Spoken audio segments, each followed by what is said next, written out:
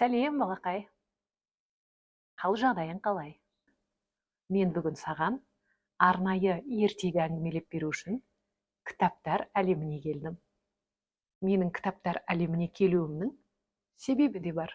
Себебі мен саған бүгін кітап жайлы ертегі айтып беремін. Ал мен ертегімді бастайын. Сен тыңда. Ертеде бір Аслан деген бала болыпты. Ол ойын ойнағанды өте жақсы көреді. Бірақ кітап оқығанды ұнатпайды екен. Бір күні әжесінің кітапханасына кіріп, көне бір кітапты тауып алады. Ол кітаптың мұқабасы ерекше жарқырап, ішінен таңғажайып әдемі дыбыстар шығып жатады.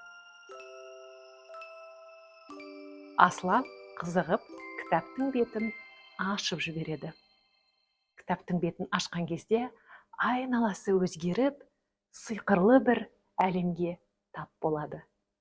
Ол сиқырлы әлемде кімді кездестірді деп ойлайсыңдар? Алдынан сөйлейтін қоян шығады. Сәлем, Аслан.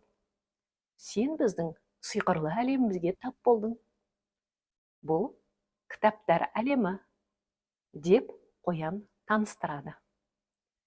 Бұл әлемге тек кітап оқуды жақсы көретіндер ғана кіре алады. Жүр, мен сені кітап патшасына ертіп апарайын. Деп қоян Асланды кітап патшасының сарайына апарады.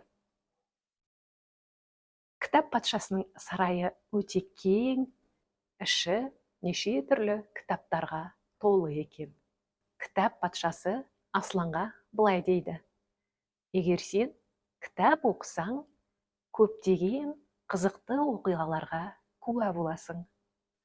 Аслан кітап сарайын қызықтап, тамашалап, сол кітаптың көмегімен қайтадан үйіне оралады.